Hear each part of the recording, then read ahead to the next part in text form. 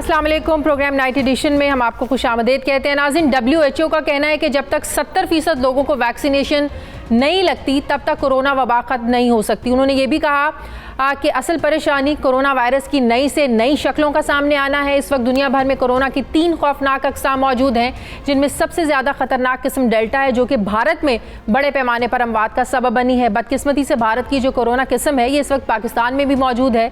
वज़ीर-ए-आज़म इमरान खान के मुआविन ख़ुसूसी बराए सेहत डॉक्टर फैसल सुल्तान का ये कहना है कि मुल्क में कोरोना वबा की चौथी लहर आने का खतरा है। डॉक्टर फैसल ने कहा कि मास्क का इस्तेमाल, हुजूम से दूरी और वैक्सीनेशन ही वो वाहिद ज़रिया है जिससे कोरोना वायरस से बचा जा सकता है।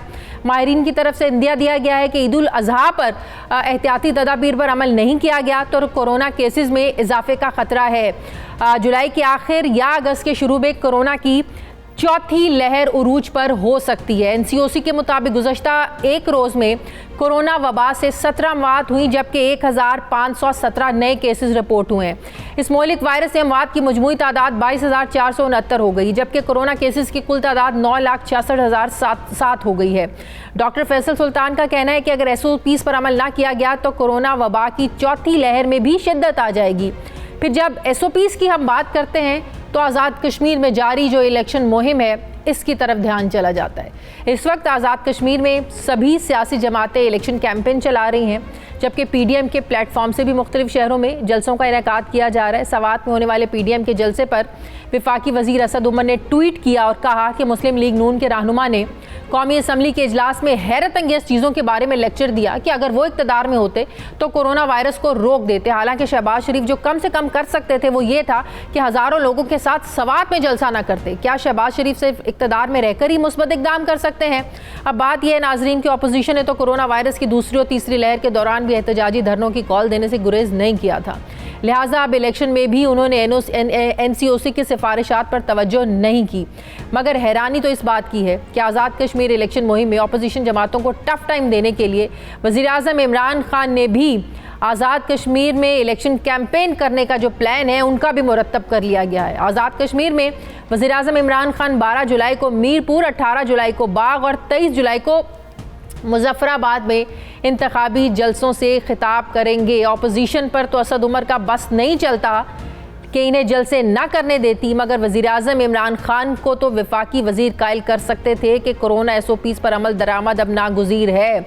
अब जब हुकूमत भी अपोजिशन के मुकाबले में आके वैसा ही करेगी तो फिर हुकूमत कैसे कहती है अपोजिशन पर कैसे तनकीद कर सकती है? मुझे ज्वाइन कर रहे हैं वफाकी वज़ीर बराए मनसूबा बंदी असद उमर साहब। अस्सलाम वालेकुम, बहुत बहुत शुक्रिया असद उमर साहब। जो इंडिकेशन दी जा रही है चौथी लहर की कि कोरोना की चौथी लहर आ सकती है, अब तो स्कूल्स भी बंद हैं, आप लोग हर मामले को बड़े अच्छे तरीके से मॉनिटर कर रहे हैं, हर सिचुएशन को मॉनिटर कर रहे हैं। हमें याद है इससे पहले 2 महीने पहले जो ईद उल फितर थी, बड़ी सख्ती से SOPs पर अमल दरामद हुआ, सब कुछ बंद हो गया। लेकिन अब क्या जो खतरा है वो जो बड़ी ईद आ रही है 2 हफ्ते के बाद, उसको मद्देनजर रखते हुए आप लोगों को लग रहा है कि बहुत ज़्यादा खतरा बढ़ सकता है, या लोगों ने अभी से बेहतियाती शुरू कर दी है? जी बिल्कुल, आप सही कह रही हैं कि जो SOPs के ऊपर अमल दरामद नज़र आ रहा था हमें रमज़ान के अंदर, ईद से पहले और ईद के ऊपर भी कदरे बहुत बेहतर उसके अंदर सूरत हाल थी। लेकिन उसके बाद से फ़ैसला कर लिया शायद पाकिस्तानियों ने कि अब कोरोना ख़त्म हो गया है और हमारे पास तो बाकायदा तौर पर रिपोर्ट आती है SOP कंप्लाइंस की। तो पूरे पाकिस्तान की औसत जो कंप्लाइंस की रेटिंग्स आ रही थी उस वक़्त ईद से कोई 8-10 दिन पहले का अगर मैं आपको नंबर बताऊं तो कोई 65% के करीब कंप्लाइंस थी। आज सुबह जो हमने रिव्यू किया है तो उसमें वो 40% के ऊपर आ गई है। तो 35 और 40% के दरमियान पिछले 2 हफ्ते से है, और वो जो बदएहतियाती हो रही है उसी की वजह से ये आपको नज़र आ रहा है कि थोड़े थोड़े नंबर्स अब बढ़ने शुरू हो गए हैं। एक तो ये चीज़ है। दूसरा जो इंडियन वेरिएंट है वो सबसे ज़्यादा तेज़ी से फैलने वाला वेरिएंट है। आपने देखा था कि जो तीसरी लहर पाकिस्तान में आई और इस पूरे खत्ते के अंदर जिसने बहुत तबाही मचाई, बल्कि यूके में खुद तबाही मचाई, वो यूके वेरिएंट था, क्योंकि वो जो ओरिजिनल वायरस था उससे ज़्यादा तेज़ी से फैलता था। ये जो इंडियन वेरिएंट है ये यूके वेरिएंट से भी ज़्यादा तेज़ी से फैलता है, तो उसकी वजह से ये खदशा है कि ये बदएहतियाती और ये इंडियन वेरिएंट 2 हफ्तों बाद ईद आ रही है, ईद उल अज़हा, मवेशी मंडियाँ लग चुकी हैं। लास्ट ईयर हमें याद है कि एक प्रॉपर एक प्लान प्लान दिया था आप लोगों ने मवेशी मंडियों को, तो अब की बार भी क्या सख्ती से वैसे ही अमल दरामद होगा? प्लान्स दिए हैं आप लोगों ने, मवेशी मंडियां कैसे लगेंगी, क्या क्या SOPs होंगे? जी, वो तो बाकायदा पूरे प्लान आज सुबह तमाम चीफ सेक्रेटरीज के साथ भी जो सेशन हुआ था उसके अंदर भी उसका जिक्र किया गया और उस पर बातचीत की गई। इसमें इजाफा इस दफ़ा जो है वो हम वहाँ पे रैपिड एंटीजन टेस्टिंग भी कर रहे हैं वहीं पे स्पॉट के ऊपर, और वैक्सीनेशन के भी जो तमाम लोग, जो अमला जिसने वहाँ पर काम करना है उसके लिए भी ये ज़रूरी करार दिया गया है कि वो वैक्सीनेटेड हो। लेकिन ये ज़रूर इसमें कोई शक नहीं कि एक ख़तरा जो है हमें इन मंडियों से भी आ रहा है, लेकिन सिर्फ यहाँ से नहीं है। हमारे जो मार्केट्स की सूरत हाल है, हमारे रेस्टोरेंट जो हैं जो सिर्फ वैक्सीनेटेड लोगों के लिए खुले थे, वो हमें पता है कि उसकी खुलेआम खिलाफ वर्जी हो रही है और आज इसके ऊपर काफ़ी तफसील से बात की गई है। अगले 1 या 2 दिन के अंदर आप देखेंगे कि इसके ऊपर एक्शन भी होना शुरू होगा, क्योंकि अगर हमने ये नहीं किया एहतियात, अगर हम इसी तरीके से बदएहतियाती की तो उसका नतीजा ये होगा, ये जो तमाम रेस्टोरेंट्स खुले हुए हैं अगर वो इन हिफाजती तदाबीर पर अमल दरामद नहीं करवा रहे तो ये मैं आपके ज़रिए उनको पे पैगाम पहुंचाना चाहता हूँ कि इसका नतीजा सिर्फ एक ही निकलेगा कि इतने अरसे के बाद जो खुले हैं वो फिर बंद कर देने पड़ेंगे। तो ज़ाहिर है आवाम से भी अपील है कि वो भी अपनी सेहत का ख्याल रखें। लेकिन कर सकते हैं, बिल्कुल कर सकते हैं, लेकिन जो आज़ाद कश्मीर में इलेक्शन मुहिम चल रही है, आज बिलावल भुट्टो ने भी खिताब किया, प्राइम मिनिस्टर का भी शेड्यूल जो है वो तरतीब दिया जा चुका है, वो भी आज़ाद कश्मीर में इलेक्शन के जो जलसे होंगे, कैंपेन, उससे खिताब करेंगे। तो रोकने तो आप फिर वहां पर भी रोकें, जलसों में तो हमें पता है कि कितना ज़्यादा क्राउड होता है, वहां पर तो SOPs पर अमल दरामद करवाना इतना मुश्किल हो जाता है। फिर इमरान खान साहब जब जलसे करते हैं, इसमें कोई शक नहीं है, क्राउड पुलर हैं, बहुत लोग आते हैं उनके जलसे में, तो फिर रोक रहे हैं तो फिर आप जलसों को रोकें ना, वहां जलसे ना होने दें। फिर आप लोग रेस्टोरेंट्स तो बंद करना बड़ा आसान है आप लोगों के लिए। देखिए, हमने तो इसलिए आज़ाद कश्मीर की इलेक्शन कमीशन को लिख के भेजा था और उनसे रिक्वेस्ट की थी कि ये इलेक्शन आप इस वक्त ना करवाएं जब तक एक हद तक वैक्सीनेशन का अमल ना मुकम्मल हो जाए। 2 महीने 3 महीने फोकस करके प्रायोरिटी के साथ वैक्सीनेशन करवाएं। इलेक्शन कमीशन वाले नहीं माने, उसको एक सियासी बतंगड़ बना दिया गया, जैसे हम पता नहीं कोई सियासी बात कर रहे थे वहाँ पर। खैर वो उन्होंने नहीं माना, वो करवा रहे हैं। पता नहीं अभी तक ख़त गया कि नहीं गया। मैंने तो कहा था कि हमें ख़त लिखना चाहिए इलेक्शन कमीशन को कि जिस तरीके से बाकी वायलेशन जो हैं उसके ऊपर फौरी तौर पर इलेक्शन कमीशन अमल दरामद कराता है। कोई अगर मिनिस्टर चला जाता है किसी हल्के अंदर कैंपेन करने के लिए तो घंटों के अंदर जो है नोटिस आ जाता है कैंडिडेट को। इसी तरीके से जो SOP की वायलेशन हो रही हैं इसके ऊपर भी सख्ती से इलेक्शन कमीशन को एक्शन लेना चाहिए। लोगों की ज़िंदगी का मसला है, वहाँ पर तो सिर्फ सियासत का मसला होता है, यहाँ तो लोगों की ज़िंदगी का मसला है। और मैं आपको बता दूँ, मुजफ्फराबाद के अंदर इस वक्त डबल डिजिट पॉजिटिविटी हो गई है, तेज़ी से वहाँ पर इजाफा हुआ है। मीरपुर के नंबर जो पहले बहुत बेहतर थे, अब वहां पे हमें इजाफा नजर आना शुरू हो गया है। तो आजाद कश्मीर के अंदर हमें इस वक्त कोरोना बढ़ता हुआ भी नजर आ रहा है। तो जहां तक आपने वज़ीर-ए-आज़म की बजाय इस पर अमल दरामद किसने करवाना है, या आप सिर्फ डायरेक्शंस ही दे सकते हैं? आप खुद ही बता रहे हैं कि डबल डिजिट्स में मुजफ्फराबाद में नंबर्स आना शुरू हो गए, केसेस बढ़े, तो NCOC क्या सिर्फ डायरेक्शंस दे सकती है, अमल दरामद नहीं करवा सकती? क्या विफाक कोई ऐसा फैसला नहीं कर सकता कि वहां पर इस तरह कैंपेन्स ना हो, लोग SOPs पर अमल करें? आप लोग सिर्फ डायरेक्शंस ही देते हैं, अमल दरामद कौन करवाएगा फिर? नहीं, ये इसमें ये इसलिए ये नहीं हो सकता कि आज़ाद कश्मीर के आइन के अंदर जो लिखा हुआ तरीक़ेकार, ये इसका सिर्फ एक ही तरीका था कि अगर सियासी पार्टियां आज़ाद कश्मीर की आपस में मिलकर ये इत्तफाक कर लेती तो वो तरमीम कर सकती थी आइन के अंदर और इलेक्शन को 2 महीने आगे ले जा सकती थी इस एक खुसूसी सूरत हाल को देखते हुए।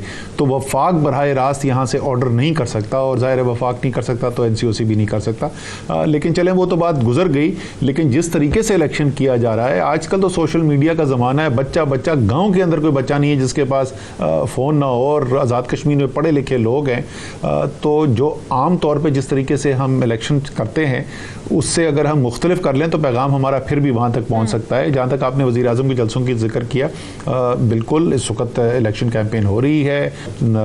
हमारे जो वहाँ पे बैरिस्टर साहब हैं उन्होंने रिक्वेस्ट की है वज़ीर-ए-आज़म से आने को। वो सूरत हाल पर डिपेंड करेगा क्या सूरत हाल है उस वक्त कोरोना की, और उसके बाद ही बाहर जाने वाले लोगों को बड़ी परेशानी का सामना है। हर मुल्क ने अपना प्रोटोकॉल दिया हुआ है, किसी को चाइनीज वैक्सीनेशन नहीं चाहिए, किसी को फाइजर चाहिए, किसी को एस्ट्राजेनेका चाहिए। जाहिर है वो दुनिया की एक सियासत भी सामने आ रही है कि जो एक चाइना के खिलाफ एक जो ब्लॉक है वो किस तरह खुलकर सामने आ रहा है, चाइना को पीछे करने के लिए या चाइना के ऊपर अपनी ताकत जो है ना वो दिखाने के लिए। तो लेकिन इसमें तो एक आम जो बंदा है वो पिस रहा है। अब जो बाहर जाने वाले लोग हैं वो क्या करें? फाइजर भी हर आम बंदे के लिए दस्तयाब नहीं है, एस्ट्राजेनेका की दस्तयाबी के लिए लोगों को बड़ा जो है ना वो परेशानी का सामना है। तो फिर ऐसे तो सेहत के मामला तो बहुत इस साजिश में पीछे रह जाएंगे। देखिए, इसके अंदर दो मुख्तलिफ चीज़ें हैं। एक तो ये कि हर मुल्क अपने फ़ैसले खुद कर रहा है और उसकी वजह से बिल्कुल एक एनार्की की सूरत हाल पैदा हो रही है। अब यूरोप के बहुत सारे ममालिक हैं, उन्होंने एस्ट्राजेनेका के ख़िलाफ़ कर दिया। उन्होंने कहा जी एस्ट्राजेनेका नहीं लगानी आपने, वहाँ पे उन्होंने बैन कर दिया। इसी तरीके से कई ममालिक हैं मशरक़, इधर मिडल ईस्ट को भी अगर आप देखें तो यहाँ पे भी दुबई के अंदर जो है वो साइनोफार्म जो है वो सब लगवा रहे हैं। सऊदी अरबिया कहते हैं हम मानते नहीं है साइनोफार्म को। तो इस तरीके से तो दुनिया में मुकम्मल तौर पर एनार्की फैल जाएगी। और ये इसीलिए मैंने ट्वीट भी किया था कि जो भी जिसकी तरफ आप इशारा कर रहे हैं कि जो भी आपका मुकाबला है, कोई जियो स्ट्रेटेजिक ग्लोबल आपका कंपटीशन है, आपका मुकाबला है, तो खुदा का वास्ता इस दुनिया के अवाम की सेहत को तो ना दाव पे लगाएं उसके ऊपर। क्योंकि देखें, इसके ऊपर हमारे पास कोई हतमी तौर पे हेल्थ स्टडी नहीं है कि अगर आप टीके लगवाते चले जाएंगे, ये तो स्टडीज बिल्कुल हुई नहीं है बाकायदा तरीके से कि आपने 1 डोज लगाई या 2 डोज लगवाई तो उसका क्या असर है। कुछ केसेस के अंदर 3 डोज का भी है। लेकिन ये तो नहीं है कि मैंने एक मुल्क पे जाना है तो मैंने फाइजर लगा दी, दूसरे की मुल्क की जरूरत जो है वो एस्ट्राजेनेका है, तीसरे की साइनोफार्म है। और इस बारे में कोई डायरेक्शंस हैं जो पहले चाइनीज वैक्सीनेशन लगवा चुके हैं, लेकिन जिस मुल्क में उन्होंने जाना है वहां भाई फाइजर उनके लिए प्रोटोकॉल है कि फाइजर लगवानी है, या जिन्होंने चाइनीज लगवा लिया है जिस मुल्क में वो जाना चाह रहे हैं वहां एस्ट्राजेनेका लगाना चाह रहे हैं। तो इस हवाले से कोई डायरेक्शंस हैं कि एक वैक्सीन के होते हुए दूसरी आप लगवा सकते हैं? नहीं जी, अभी तो वो, और जाहिर है इस चीज़ के लिए स्टडी की ज़रूरत होती है। ये वैक्सीन जो अलाउ भी की गई और कौन सी वैक्सीन सिर्फ एक दफ़ा लगानी है, किसकी 2 डोज लगानी है, ये सभी बड़ी तहकीक के बाद, एक्सपेरिमेंटेशन के बाद ये फैसले किए जाते हैं। तो ये मेरे ख्याल में इनफरादी तौर पर पाकिस्तान के अंदर तो ये फैसला नहीं होगा, तो ये ग्लोबल कम्युनिटी जो है वो करेगी। वर्ल्ड हेल्थ ऑर्गेनाइजेशन की तरफ हम देखते हैं। वर्ल्ड हेल्थ ऑर्गेनाइजेशन ने जिन वैक्सीन्स को एक्सेप्ट किया हुआ है, तो कम से कम उन वैक्सीन्स के ऊपर तो दुनिया के अंदर इत्तेफाक राय होना चाहिए कि वर्ल्ड हेल्थ ऑर्गेनाइजेशन किसी एक मुल्क का इदारा नहीं है। चीन उसको कंट्रोल नहीं करता, पाकिस्तान उसको कंट्रोल नहीं करता, अमेरिका उसको कंट्रोल नहीं करता। तो इस तरीके से मेरे ख्याल में अगर ये इत्तेफाक राय कर लिया जाए कि एक बैनुल अक़वामी इदारा जो है जिस वैक्सीन को वो कह दे एक्सेप्टेबल है, कम से कम तमाम ममालिक उसकी वैक्सीन को तो एक्सेप्ट करें कि जिसको जाते जाते एक सवाल पूछना चाहती हूँ असद उमर साहब। वज़ीर आज़म साहब चाहते हैं कि वो प्रोटोकॉल कल्चर को ख़त्म कर दें। वो कहते हैं किसी निजी तकरीब में अब जब वो जाएंगे तो वो प्रोटोकॉल नहीं लेंगे, अवाम को बड़े मसाइल का सामना होता है। वज़ीर आला की सिक्योरिटी को ख़त्म करने की बात करते हैं, वज़रा की सिक्योरिटी को ख़त्म करने की कहते हैं, इसको भी जायज़ा लेने की ज़रूरत है। सवाल मेरा ये है सर, 3 साल प्रोटोकॉल एंजॉय करने के बाद अब क्यों याद आ रहा है प्राइम मिनिस्टर साहब को? कहीं ये सियासी स्टंट तो नहीं है आज़ाद कश्मीर के इलेक्शंस के लिए?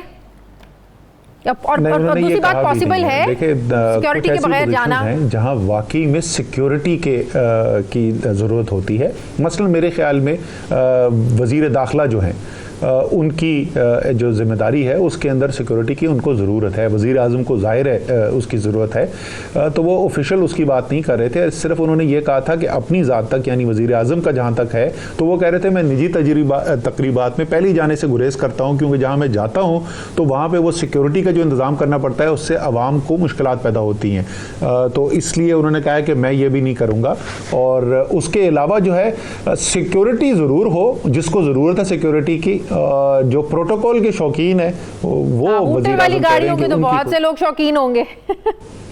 हाँ, वो जो टू वाली होती है ना, जो टू मुझे तो ये नहीं समझ में आता कि इनके सर में दर्द नहीं होता या पैनाडोल खाते हैं साथ, क्या करते हैं? वाली गाड़ी आप लेकर नहीं चलते, हूटर वाली, हट्टो बच्चों वाली गाड़ी?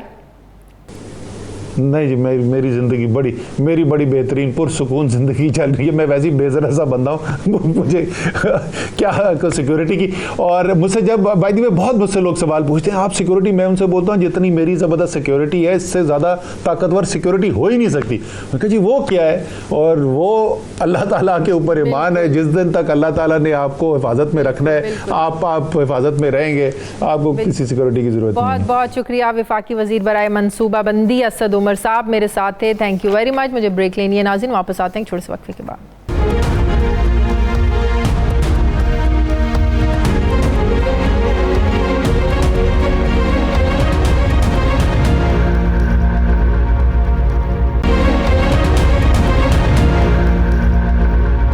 नाज़रीन, आज आज़ाद कश्मीर में जलसे से खिताब करते हुए बिलावल भुट्टो ने हुकूमत के साथ साथ नून लीग को सबसे ज़्यादा तनकीद का निशाना बनाया। बिलावल भुट्टो ने नून लीग पर तंज करते हुए कहा कि पाकिस्तान पीपल्स पार्टी किसी के पाँव नहीं पकड़ेगी। आप कहते थे आर होगा या पार होगा, अब तो पाँव पकड़े जा रहे हैं। नज़रियाती सफ़र आर पार से होते होते पाँव पकड़ने तक पहुँच गया है। क्या कहा, क्या तनकीद की आज बिलावल भुट्टो जरदारी ने, ज़रा देखिए। हम तो अपने मुखालिफ को मिलने के लिए जेल तक पहुंचे, जेल में बैठकर उसको नजरियाती बनाया था। जियाले हमें मना करते थे, आपका बात सुनना चाहिए था। वो हमारे साथ मिलके इमरान को गिराने को तैयार नहीं है। वो तो कहते थे कि आर और पार होगा। आपने देखा कि कैसे आर और पार होते होते हम पांव पकड़ने की सियासत पर पहुंच चुके हैं। ये नजरियाती सफर आर और पार से लेके पांव पकड़ने तक की सियासत तक पहुंच चुके हैं। उम्मीद है आप शहबाज शरीफ साहब अपने उन सारे तमाम के तमाम मेंबरान नेशनल असेंबली जो बजट के दिन गायब थे, जब मुआशी फैसला इस मुल्क के हो रहे थे तो इमरान खान को ओपन फील्ड दिलवाया था, हर एक को वो शो कॉज नोटिस दिलवाए। नाज़रीन, ये कुछ सालों पहले की बात नहीं है, 10 महीने पहले की बात है। ये 2020 सितंबर की बात है जब अपोजिशन जमातों ने मिलकर हुकूमत के ख़िलाफ़ PDM पाकिस्तान डेमोक्रेटिक मूवमेंट की बुनियाद रखी और इस प्लेटफॉर्म पर नून लीग और पाकिस्तान पीपल्स पार्टी जैसी माजी की हरीफ जमातें इकट्ठी हो गई। नून लीग और पीपल्स पार्टी का हाथ में हाथ मिलाकर चलना, बिलावल का मरियम को मिलने आना और मरियम नवाज़ का बिलावल भुट्टो मेरा भाई है का नारा लगाना और कभी गड़ी खुदाबख्श जाना पाकिस्तानी सियासत में एक नया बाब था कि इससे पहले इस किस्म की रिवायत तारीख में नहीं मिलती। कराची होटल में मुकीम मरियम नवाज़ और कैप्टन सफदर के कमरे में पुलिस की तरफ से जब कार्रवाई हुई थी, उस पर बिलावल का माजरत करना और हुकूमत पर सख्त तनकीद करना भी ये भी तारीख का हिस्सा है। नाज़रीन, आपको ये भी याद होगा कि जब मौलाना फजलुर रहमान गड़ी खुदाबख्श में होने वाले PDM के जलसे में शरीक नहीं हुए थे और बिलावल भुट्टो भी पेशावर में होने वाले जलसे में शरीक नहीं हो सके थे, जिससे ये तासुर पैदा करने की कोशिश की जा रही थी कि PDM टूट फूट का शिकार हो रही है और बहुत जल्द ये जो नाम नेहाद इत्तेहाद है ये टूट जाएगा। उसके बाद मरियम नवाज़ ने इस पर क्या कहा था वो भी सुनिए। जो ज़हनी हालत है इमरान खान की, इतना कमजोर है ये आदमी, स्टेज पे दूरबीन लगा के देखता है कि कौन सा लीडर बैठा है कौन सा नहीं बैठा। और अगर मर्दान के जलसे में बिलावल भुट्टो जरदारी नहीं आ सकता तो ये रात को खुशी से उछलता है कि हा बिलावल भुट्टो जरदारी नहीं आया, PDM में लड़ाई हो गई है। और आज ये कहेगा कि मौलाना फजलुर रहमान नहीं आ सके, PDM में लड़ाई हो गई है। कल को ये देखेगा कि किसी रैली में मरियम नवाज नहीं आ सकी तो तालियां बजाएगा कि PDM में लड़ाई हो गई। इसी में मैं बात करूंगी। मुझे ज्वाइन कर रहे हैं मुस्लिम लीग नून के रहनुमा सेनेटर जावेद अब्बासी साहब। अस्सलाम वालेकुम, बहुत बहुत शुक्रिया जावेद अब्बासी साहब आपका। जावेद अब्बासी साहब, क्या वाकई जो सियासी इत्तेहाद बना था हलवे खाने के लिए और निहारी खाने के लिए बना था, कोई इसका मकसद नहीं था? आज बिलावल भुट्टो ने कहा कि हम ऐसे इत्तेहाद का हिस्सा नहीं बन सकते जिसमें सिर्फ निहारियां खाई जाती हों या हलवे खाए जाते हों। बिस्मिल्लाहिर्रहमानिर्रहीम, बहुत शुक्रिया। देखिए, ये इत्तेहाद अपोजिशन की सारी जमातों ने मिलकर बनाया था। PDM में उसमें बिलावल भुट्टो जरदारी साहब की जमात पाकिस्तान पीपल पार्टी शामिल थी और वो ये क्रेडिट भी ले रहे थे कि हम उन पायनियर में से हैं जिन्होंने इस इत्तेहाद को बनाया है। ये इत्तेहाद खतरे में उस वक्त पड़ गया जब यहाँ सेनेट ऑफ पाकिस्तान के इलेक्शन हुए। उस वक्त यूसुफ रजा गिलानी साहब हमारे मुतफिका कैंडिडेट हुए, हमने उनको इलेक्शन जितवाया नेशनल असेंबली से। जब चेयरमैन सेनेट की बारी आई तो उन्होंने कहा कि इनको चेयरमैन सेनेट बनाएंगे और लीडर अपोजिशन जो है वो मुस्लिम लीग नून का होगा और डिप्टी चेयरमैन जो होगा वो JUIF का होगा। फिर पाकिस्तान पीपल पार्टी अपने वादे से हट गई है।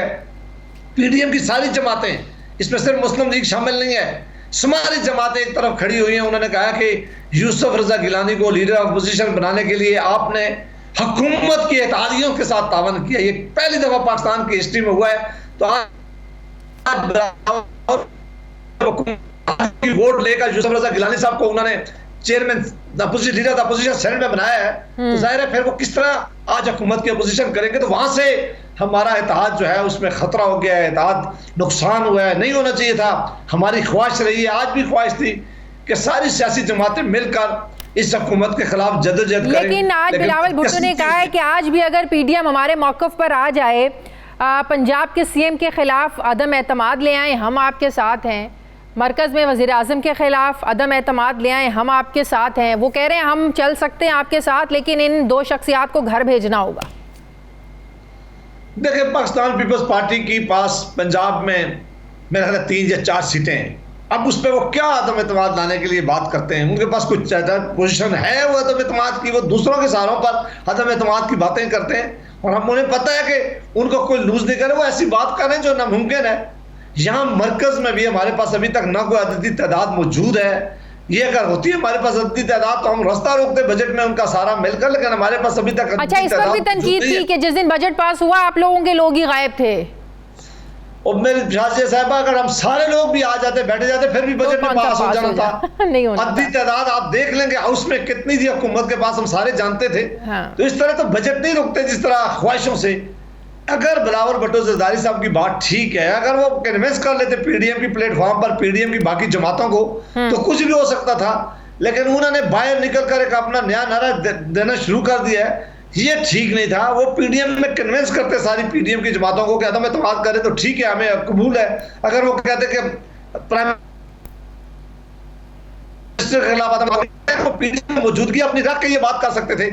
अब जब वो PDM का हिसाब ने आपको, वो तो PDM में मौजूद रहते हुए भी अदम एतमाद की बात करते रहे। ऐसी बात नहीं है कि वो अब बात कर रहे हैं PDM से निकल कर बात करें। वो PDM में जब मौजूद थे तो इख्तलाफात की वजह यही बनी थी ना कि जब वो अदम एतमाद की बात करते थे तो मरीम नवाज भी कहती थी और बाकी भी आप लोगों के रहनुमा कहते थे कि नंबर है तो आप सामने लेकर आए। बात यह है कि वो हमेशा कहते थे कि पंजाब में तहरीक इंसाफ की जो हुकूमत है बड़ी थिन मेजॉरिटी के साथ है, तो कोशिश करके राब्ते करके तो ये काम हो सकता है। ये बड़ी पुरुम्मीद थी पाकिस्तान पीपल्स पार्टी। मुझे ये बताएं कि आज उन्होंने ये भी कहा कि बात आर पार करते करते आप लोग तो पाँव पकड़ने पर आ गए हैं। किसके पाँव नून लीग पकड़ना चाहती है सर? मेरा नहीं ख्याल कि हमें इस तरह के ताने बदकिस्मती हो गई है कि हम एक महीने में इतने शेर और शक्र होते हैं कि एक दूसरे की तारीफें करते हैं और एक महीने में होते हैं कि हम ऐसी बातें करते हैं। मुझे ये बातें करते हुए शर्म भी बड़ी आती है, बड़ा बुरा भी लगता है कि हम आज कोई पोजीशन लेते हैं और कल फिर तो अपनी उस पोजीशन में तो हमारा क्या इमेज रह जाता है एक दूसरे के सामने। अभी हफ्ता पहले बिलावल भुट्टो साहब ने कहा है कि मैं सारे अपने MNA जो है वो मियां शहबाज शरीफ साहब के साथ रखता हूँ, हम मियां शहबाज शरीफ साहब की क़यादत में काम करेंगे, और किया भी है पार्लियामान के अंदर। और आज जब आपको पता है कि इलेक्शन की मुहिम हो रही होती है, ये इंतखाबी जो जलसे होते हैं वो अपने क्राउड को उठाने के लिए ऐसी बातें लीडर करते हैं और पहले भी करते हैं, आज भी करते हैं। जो इंतखाबी जलसों की बात होती है उस पर ज्यादा बात नहीं करनी चाहिए, क्योंकि वो माहौल अपना गरमाने के लिए लीडर बात करते हैं, उनका मतलब नहीं होता जो वो कुछ कह रहे होते हैं। ठीक है, एक आखिरी सवाल। एहसन इकबाल के Narowal sports city complex case में फैसला आना, ख्वाजा आसिफ के हवाले से डिटेल जजमेंट का आना, लाहौर हाई कोर्ट की जो जजमेंट आई है, क्या कहेंगे? कौन एक्सपोज हुआ है? हुकूमत एक्सपोज हुई है, नैब एक्सपोज हुई है? नैब तो बिल्कुल ही लगता है टाइम फिश हो गई है। जितने भी अपोजिशन के लीडर 6-6 महीने 2-2 साल जेलों में रहे, कैद काट कर बाहर आए, लेकिन साबित अभी तक कुछ नहीं हुआ। तो क्या कहेंगे आप? हम पहले दिन से कह रहे थे कि नैब को हुकूमत अपोजिशन के खिलाफ इस्तेमाल कर रही है। ये बड़ी बदकिस्मती है कि नैब अलाकार बना हुआ है इमरान खान साहब और उनकी जमात का, और अगर नैब ऐसे काम करेगा जिसके पास कोई एविडेंस नहीं होगी, वो एक लेकिन हुकूमत कहती है केसेस हमने ना थोड़ी बनवाए हैं। जी क्या फरमाया आपने? हुकूमत तो ये कहती है ना केसेस हमने थोड़ी बनवाए हैं, हमारे दौरे हुकूमत में ये केसेस थोड़ी बने हैं। बिल्कुल, हमारे खिलाफ जितने भी केसेस हैं इसी हुकूमत ने बनाए, उसके बाद अब पहले हमारे खिलाफ कोई केसेस नहीं थे। पाकिस्तान पीपल्स पार्टी अगर ये बात कहे तो आप कह सकती हैं हमारे खिलाफ जो हमारी लीडरशिप के खिलाफ जितने भी केसेस हैं वो इस हुकूमत ने बनवाए, और हम कह रहे थे कि आप सियासी स्कोर सेटल करने के लिए एक अदारे को तबाह करने जा रहे हैं। आपको कोई जिन्हें आपके पास कोई एविडेंस नहीं है, कौन सा केस बनवाया करते हैं और अदालतों ने कह दिया। नैब अगर हम ये कहें कि आप एक्टिव हुई है तो बात समझ में आती है। कोई कौन सा केस इस हुकूमत के कहने पे बना है या किसके पीछे पड़ी है ये हुकूमत? कौन सा हुकूमत ने कह के केस बनवाया? हुकूमत हर वक्त कहती थी, इमरान खान साहब बार बार कहते थे कि मैं इन सबको जेल में डालूंगा, मैं इनकी शक्लें नहीं देखना चाहता, मैं इन पर केसेस बनाऊंगा, मैं नैब इनके खिलाफ इस्तेमाल करूंगा, मैं इनके खिलाफ FIA इस्तेमाल करूंगा। और उन्होंने बहुत ये केसेस 2018 से पहले के हैं। अपोजिशन के खिलाफ इस्तेमाल करके इन दोनों अदारों को तबाह कर दिया। इन अदारों की कोई क्रेडिबिलिटी नहीं रही है आज पाकिस्तान के अंदर। हमें बड़ी दुख है कि आज वो अदारे जिन्होंने अकाउंटेबिलिटी करनी थी वो हुकूमत के अलाकार बनकर अपोजिशन के खिलाफ इस्तेमाल किए गए, और आज वो अपनी क्रेडिबिलिटी लोगों की नजरों में खो चुके हैं। बहुत बहुत शुक्रिया मुस्लिम लीग नून के रहनुमा सेनेटर जावेद अब्बास। साथी नाज़रीन, मुझे ब्रेक लेनी, वापस आते हैं वक्फे के बाद।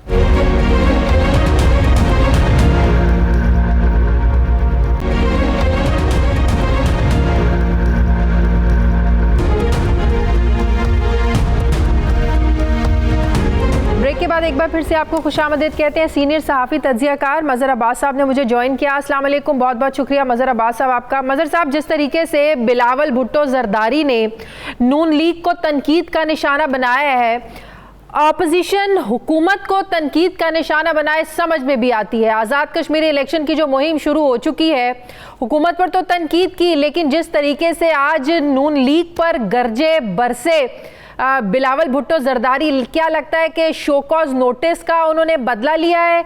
अब बिल्कुल हम ये समझे एक दफ़ा फिर से उन्होंने वो शराइत सामने रख दी है कि हमारे मौक़िफ़ को अगर मान लेती है PDM तो हम वापस आ सकते हैं PDM में।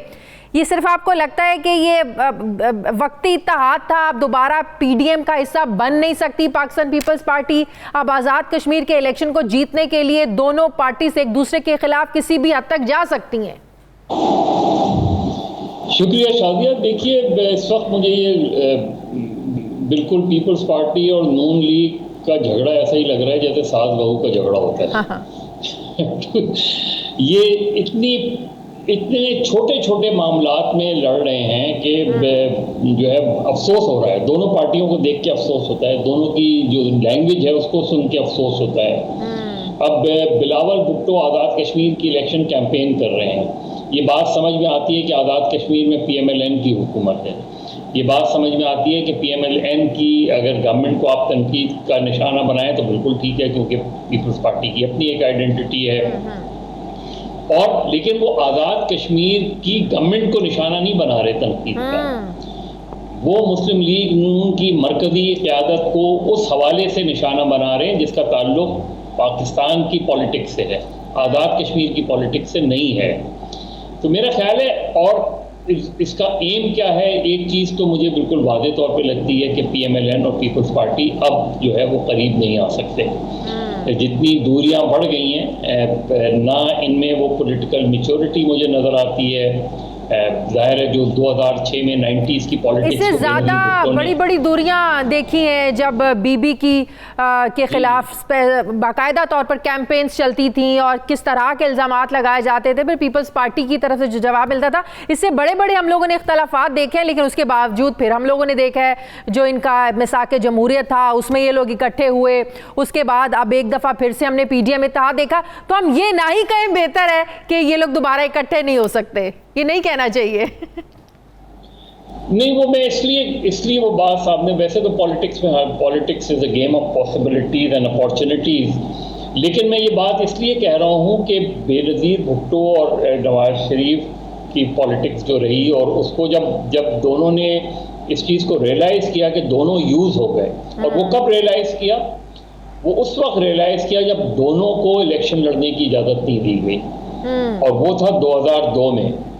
मुशर्रफ साहब ने ना, नवाज शरीफ साहब बाहर थे और बेनज़ीर भुट्टो को भी इलेक्शन लड़ने की इजाज़त नहीं दी। तो फिर उनमें रियलाइजेशन आई तो कि हम तो सिस्टम से ही आउट किए जा रहे हैं। तो 2006 में फिर जाके दोनों ने रियलाइज किया कि हम दोनों इस्तेमाल हुए हैं। उसके बाद भी चार्टर ऑफ डेमोक्रेसी के बाद भी जो गलतफहमी हुई एनआरओ की हुई, लेकिन बेनज़ीर भुट्टो ने फौरी तौर पे वो रीच किया उन्होंने नवाज शरीफ को, और उन्होंने बताया कि जो है मुशर्रफ को भेजने का ये वाहिद रास्ता है। तो उन्होंने रिकंसाइल किया फौरी तौर पे। ये जो पॉलिटिक्स हो रही है, इसमें ना पीपल्स पार्टी, ना मुस्लिम लीग नून की हुकूमत है, ना पीपल्स पार्टी की हुकूमत है। ये तीसरी जमात की हुकूमत है, जो जमात इन दोनों के खिलाफ बयानिए के साथ सामने आई है। इन दोनों को तनकीद बना के वो सामने आई है और उन्होंने पॉपुलैरिटी गेन की और इस वक्त हुकूमत में है। बिल्कुल। तो इस वक्त इनका आपस में लड़ना मां सिवाय इसके कि पेटी पॉलिटिक्स है। ये जो पीडीएम से निकाली गई पीपल्स पार्टी और एएनपी को निकाला गया, उसका भी वो शो कॉज नोटिस जिस तरह पब्लिसाइज किया, उसका भी जवाब नहीं। मज़हर अब्बास साहब, ट्रेंड आपको क्या लग रहा है?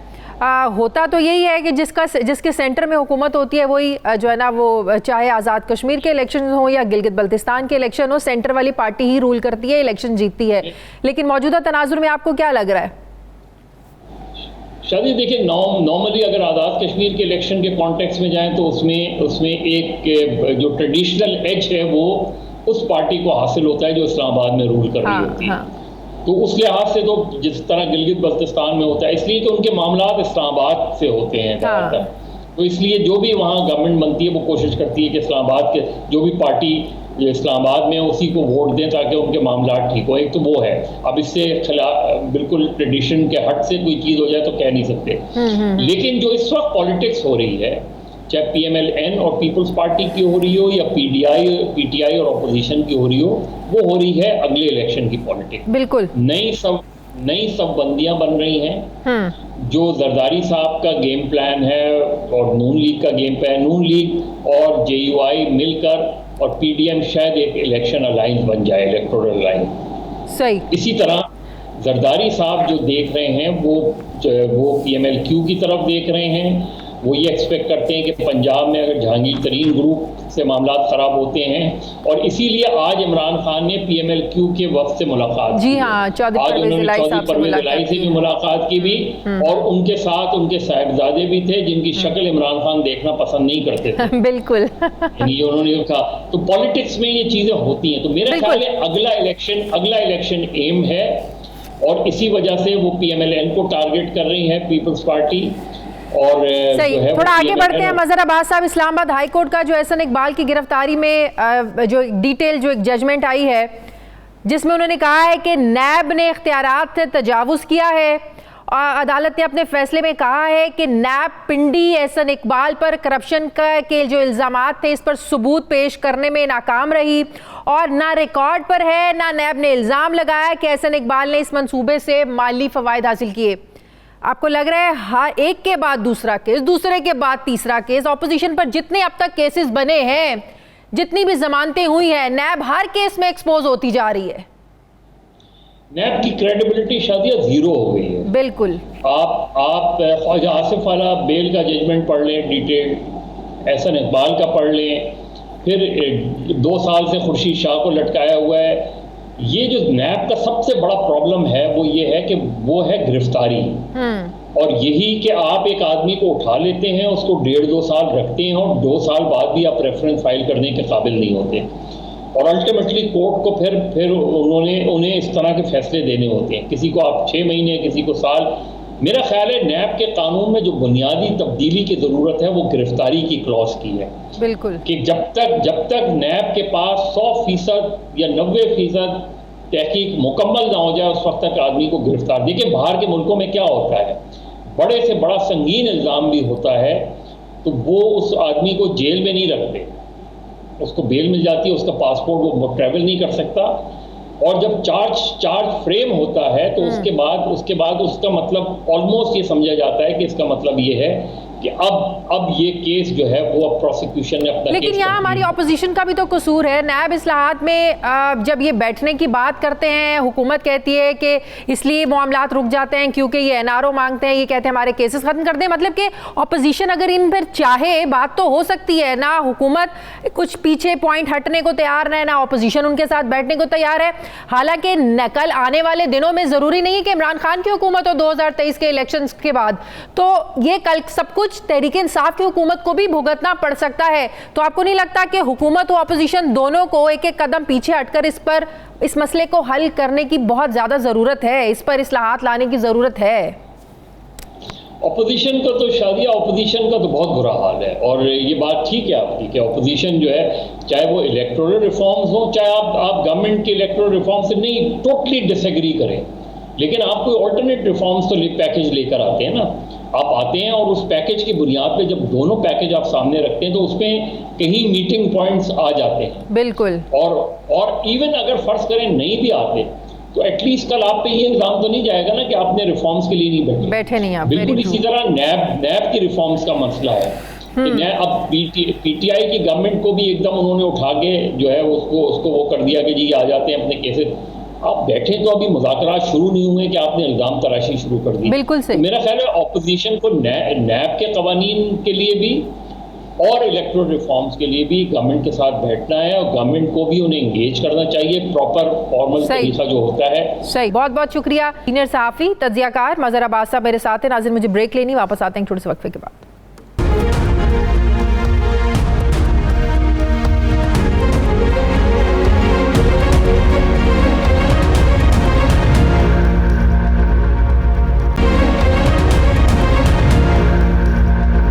ब्रेक के बाद एक बार फिर से आपको खुशामदीद कहते हैं। नाज़रीन, दुनिया भर में जब भी किसी मुआशरे में कवानीन बनाए जाते हैं तो इस मुआशरे के मज़हब, रस्म व रिवाज और सकाफ़त को सामने रख कर ही इन्हें तरतीब दिया जाता है, और इनसे हट कर बनाए गए कवानीन मकबूल नहीं हो पाते, बल्कि वक्त के साथ साथ अपनी कदर व कीमत को खो देते हैं और इनकी हैसियत एक रद्दी की टोकरी से ज़्यादा की नहीं रहती। पाकिस्तानी मुआशरे में ख़वातीन और बच्चों को तहफ़्फ़ुज़ देना वाकई वक्त की एक बहुत अहम ज़रूरत है, लेकिन क्या इन्हें सबसे बड़ा ख़तरा अपने ख़ानदान के लोगों से ही है?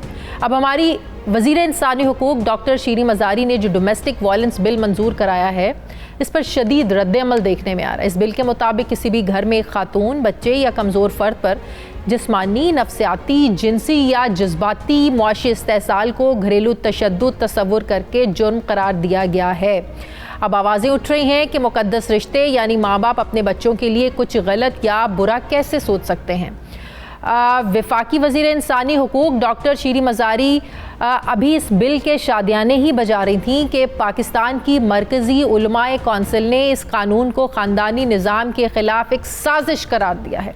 उनका मानना है कि ये बिल दर हकीकत खूनी रिश्तों, खुसूसन वालिदैन और औलाद मियाँ बीवी के दरमियान ताल्लुकात जो हैं ख़ानदानी निज़ाम ज़िंदगी की बुनियादें हिला देगा, इस्लामी और मशरिकी रिवायात को ख़त्म कर देगा। इस्लामी जमहूरिया पाकिस्तान बल्कि रियासत मदीना में कुरान और सुन्नत से मुतसादिम कोई भी कानून नहीं बन सकता। मैं बात करूंगी, मुझे ज्वाइन कर रहे हैं मौलाना ताहिर अशरफी साहब हैं, चेयरमैन ऑल पाकिस्तान उलमा काउंसिल, मुआविन खुसूसी वज़ीर आज़म बराए मजहबी हम आहंगी। अस्सलाम वालेकुम, बहुत बहुत शुक्रिया मौलाना साहब आपका। मौलाना साहब, यकीनन ये बिल आपकी नज़रों से भी गुजरा होगा, क्या आपको लगता है ये जो बिल पास हुआ है, पास करने वालों ने इसको पढ़ा नहीं है? अगर पढ़कर ये पास किया है तो क्या ये कोई अक्लमंदी है? इस तरह के बिल में जो शिकें दी गई हैं, बच्चों की प्राइवेसी में माँ बाप इंटरफेयर करेंगे तो वो जुर्म तस्वुर होगा। सर, इसको तो बड़े गलत तरीके से सब इस्तेमाल करेंगे इस बिल को। बिस्मिल्लाहिर्रहमानिर्रहीम, नहमदुहु व नुसल्ली व नुसल्लिमु अला रसूलिल करीम। देखिए, गुजारिश ये है कि मैं अपनी राय दे सकता हूँ, और मेरी राय ये है कि मेरा ख्याल है कि कौमी असम्बली और सेनेट के अक्सर मेंबरान ने इस बिल को पढ़ा ही नहीं है। हाँ। अगर वो पढ़ा होता तो कभी भी मैं नहीं तसव्वुर कर सकता कि कोई, अब देखें, पाकिस्तान ला इलाहा इल्लल्लाह की बुनियाद पर कायम हुआ है। पाकिस्तान का आइन कुरान और सुन्नत के ताबे है। आप कहते हैं अगर आपका बच्चा जो है आपसे कहता है मुझे 10 रुपए दे, मैंने सिगरेट पीनी है, और आप उसको नहीं देते या आप उसकी सरजनश कर देते हैं, आप उसको झिड़क देते हैं, तो जनाब वो थाने जाने का हक रखता है। वो बुलाए बाप को थाने में कि इसने मुझे सिगरेट नहीं पीने दी या इसने मुझे कोई ऐब नहीं करने दिया। ये कौन से आप हमारे मुल्क में कानून लाना चाहते हैं? पाकिस्तानी मुआशरा एक अपनी तहजीब और सकाफत खुद रखता है। हम कुरान और सुन्नत हमारे आयन की असास है। इसीलिए जब ये मामला वजीर आजम साहब के इल्म में लाया गया तो उन्होंने, जो हमारे डॉक्टर बाबर अवान साहब हैं, पार्लिमानी उमूर के मुशीर हैं, वजीर आजम के देखते हैं, उनको ये हिदायत जारी की और उन्होंने एक खत स्पीकर कौमी असम्बली को भिजवा दिया है। वो बात ठीक है, इसको इस्लामी नजरियाती पास करने वालों ने अगर पढ़ा नहीं है, लेकिन जिन्होंने बनाया है उन्होंने तो कुछ सोच समझ के बनाया, उनकी सोच तो खुलकर सामने आ गई, सरजनिश तो उनकी होनी चाहिए जिन्होंने ये सारा ड्राफ्ट किया है, जिन्होंने अपनी सोच को जो है ना वो अल्फाजों की शक्ल दी है। सर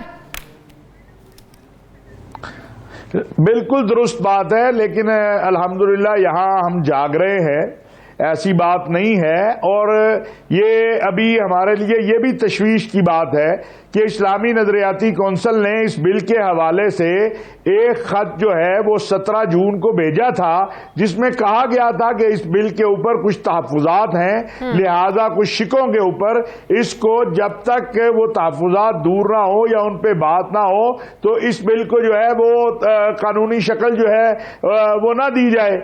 लेकिन बहरहाल हमारे यहाँ चूंकि बाज़ लोग शाह से ज्यादा शाह के वफादार होते हैं, या बाज़ लोगों का ये ख्याल है कि वो वोट तो पाकिस्तान से लेंगे, नुमाइंदगी पाकिस्तान की करेंगे और पाकिस्तान में वो सोच मुसल्लत कर देंगे किसी और की, तो ये मुमकिन नहीं है। पाकिस्तान का मुआशरा, पाकिस्तान की सोसाइटी और बिलखुसूस सबसे बढ़कर हमारे मुआशरों में जो माँ बाप की इज्जत, माँ बाप का एहतराम जो हमें बताया भी गया है, पढ़ाया भी गया है, सिखाया भी गया है, हमारे इस्लाम में भी है कि माँ बाप तो जब बुढ़ापे को पहुंच जाए उनको तो हमें उफ तक नहीं कहना। तो ये किस तरह का कल्चर, ये तो वो हमें बताने की या सिखाने की या लाने की कोशिश की जा रही है कि कोई पेरेंट्स आपकी लाइफ में इंटरफेयर करें तो बच्चे तो उन्हें ओल्ड होम, यहाँ पे तो ओल्ड होम खोलना शुरू हो जाएंगे। मौलाना साहब भेजें आप अपने पेरेंट्स को ओल्ड होम में, क्योंकि वो आपकी लाइफ में इंटरफेयर कर रहे हैं। पहली बात तो यह है कि इस तरह के कवानीन से आप कुछ मगरब की एनजीओज को या किसी को खुश तो कर सकते हैं। पाकिस्तानी कौम के अंदर इस तरह की चीजों से नफरत पैदा होती है। आप लोगों से जाके पूछे ना कि लोगों के क्या जज्बात हैं। ये इसीलिए मैंने कहा ये हमारी तहजीब के भी खिलाफ है, हमारी सकाफत के भी खिलाफ है, हमारे दीन के भी खिलाफ है। और इंशाअल्लाह ये मामला अब चूंकि नजरियाती कौंसिल को भेजा जाएगा, इस सिलसिला में कल मैं स्पीकर कौमी असम्बली से भी मुलाकात कर रहा हूं। मैं अपने मेंबरान सेनेट और कौमी असम्बली से आपके जरिए अपील भी करना चाहता हूं कि खुदारा उर्दू में एक तो बिल सरव हो ताकि आप पढ़ लिया करें, क्योंकि कुछ दोस्तों से बात हुई, उन्होंने कहा जी इंग्लिश में था, जब यस नो आया तो लाजमी बात है गवर्नमेंट। ठीक है, बहुत बहुत शुक्रिया मौलाना ताहिर अशरफी, चेयरमैन ऑल पाकिस्तान उलमा काउंसिल, वजीर आजम के मुआविन खुसूसी बराए मजहबी हंगामांगी मेरे साथ थे। बहुत शुक्रिया आपका। नाज़रीन ये था हमारा आज का प्रोग्राम के लिए फीडबैक जरूर दीजिएगा, अपना ख्याल रखिएगा, मुझे इजाजत दीजिए, अल्लाह हाफिज़।